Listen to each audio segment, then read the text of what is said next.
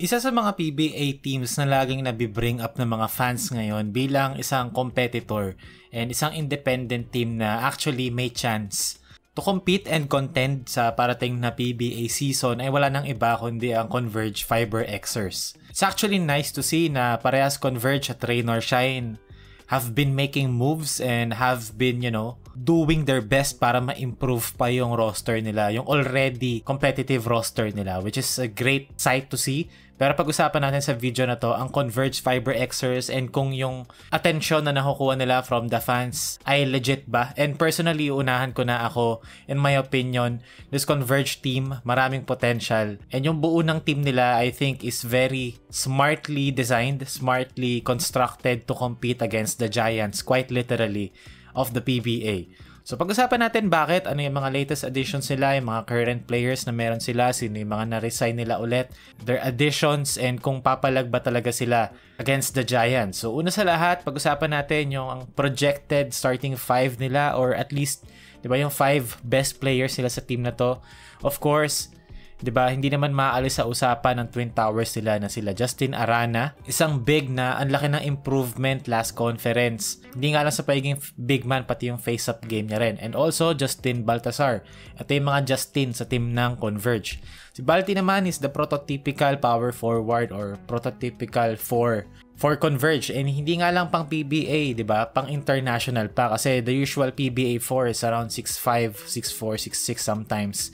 Pero Balti is a legit 6'7", 6'8" player na pwede nga mag-center if gugustuhin. Pero skill set niya and yung strengths niya is mostly suited for a 4 or for a power forward. Na pag pinagsama mo sila ni Arana, who is also, around that height, 6'6", 6'7", pag pinagsama mo sila sa isang lineup, they become really a presence sa loob ng court. And sana hindi na maulit yung last dati kasi parang ang nakikita ko was that parang hindi ganun pinagsasabay si Arana at si Baltazar, na parang isa lang yung nasa loob.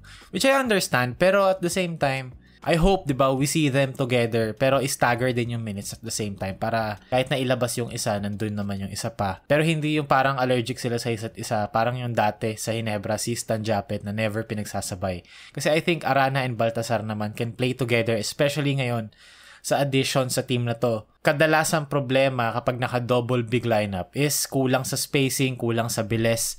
Pero, na-offset naman since yung 3 remaining players ng Converge, 'di ba? Una sa lahat si Alex Stockton as their point guard, 'di ba? Who can also act as a shooting guard, maging scorer if kailangan. Pero merong playmaking chops, to be legitimate point guard para sa team na to. And hindi rin naman talaga kailangan ng, facilitator. Kasi Arana and Balti naman can create sa poste, can create their own opportunities. Pero also, having another guy like Juan Gomez de Leaño and Sean Winston playing alongside them really helps. Kasi basically, 3 combo guards to playing alongside, diba, their Twin Towers. Na pag pinagtabi-tabi mo sila, it really makes sense. Kasi yes, Twin Towers nga sila, pero ang kasabay naman ay 3 gwardiya, 3 combo guards na hindi rin naman maliit kasi Winston is around 6'3", 6'4", looks like 6'2" in real life. Juan Gomez de Leaño is 6'1", Stockton is around the same height. So it's not that bad. Sakto lang yung balance between, guard skills and big man skills. It really offsets yung weakness or yung disadvantage na binibigay having Arana and Balti sa isang lineup. Having 3 guards, combo guards who can almost do it all, really balances everything. Makes them more dangerous kasi ang daming pwedeng mangyari sa loob ng court. Pwede magtakbo itong mga to, pwede silang mag-settle down sa half court pero hindi ma-dwindle down yung capabilities kasi 3 yung creators and 2 post-up threat.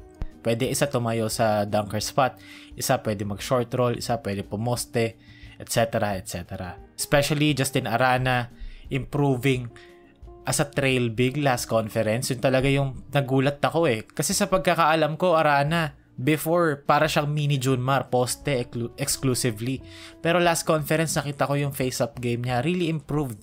Comfortable siya with the ball in his hands sa trail. Sometimes he attacks downhill, sometimes he playmakes. So speaking of Justin Arana, last conference he averaged 16.5 points, almost 11 rebounds, and surprisingly, diba, almost 3 assists per game. Justin Arana really was a revelation last conference sa mga pinakita niya. And ang laking bagay nun kasi si Balti, di ba, already known as more of a do-it-all power forward, pero having also Justin Arana do the same thing, basically dalawang do-it-all bigs who can operate sa trail, sa slot, sa top of the key. Sobrang laking value nun for a team who is looking to contend and, you know, be a counter against a team like San Miguel Beer na Junmar heavily invested sa laro at sa skill set ni Junmar Fajardo. Having guys who can operate inside and both outside na din really puts pressure sa mga players kagaya nila.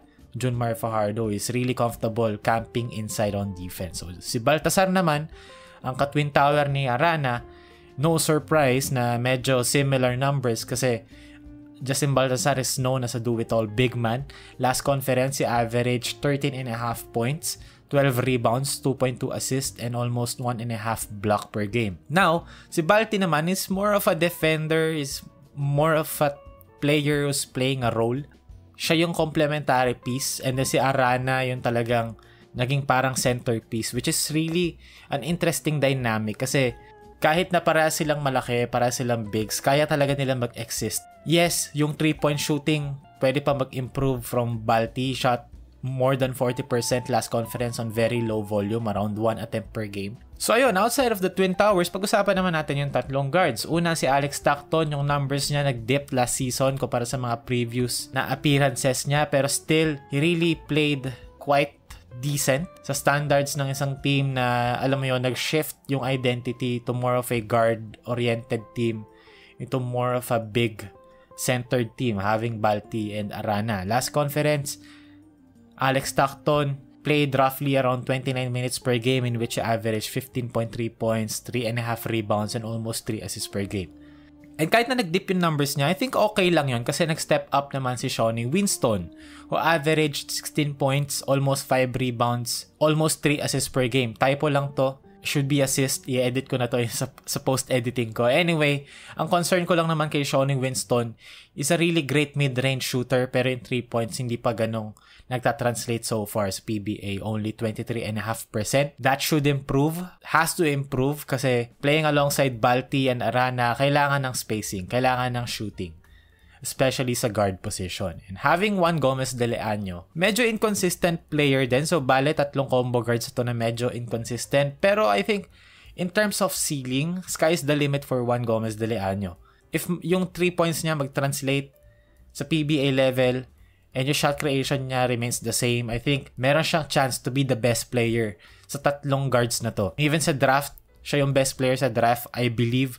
Meron talaga siyang superstar potential ala Mark Kagiwa. Hindi lang sa skill set pero kasi yung attitude and how he treats the game. Na yes, some would think na bakaw, shot selection, etc. Pero I think that's really important for a player to succeed sa pros. To some extent, yung mga superstars, kailangan mo talaga maging bakaw. Kailangan mo talaga maging, risk taker. That's what it takes sometimes, for a player to take that next step. So ayun, overall, kung titignan natin yung Converge team, yung team nila honestly is really well constructed. They have everything. Meron silang Kevin Racal off the bench to defend and occasionally shoot 3-pointers. Yes, I'd admit, meron silang mga randos sa dulo ng bench nila, pero that's to be expected kasi malalim-lalim yung team nila. Especially if yung Mikey Williams nila na asset, gawin nilang trade bait to return for a solid bench guy or sign Mikey himself. Hindi pa natin alam right now. As of recording this, wala pa rin balita. Kaya mag-compete nun. Ang question na lang is, are they tough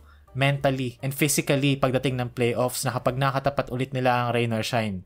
Mabubugbog ba ulit sila or, di ba, matatalo sila sa mental aspect, sa toughness and grittiness ng playoff basketball. So, yun na lang yung next step na gusto kong makita sa kanila. Cohesion, tsaka yung, kumbaga, pagiging built different or built for the playoffs na for rain or shines and adding Stanley Pringle, a veteran to the mix, diba? To their already tough group na sanay na sa playoff basketball. So it's really a fun time to watch the PBA again, rooting for independent teams. Really excited to see ano ang progress na magagawa ng Converge Fiber Xers this conference or this season in general.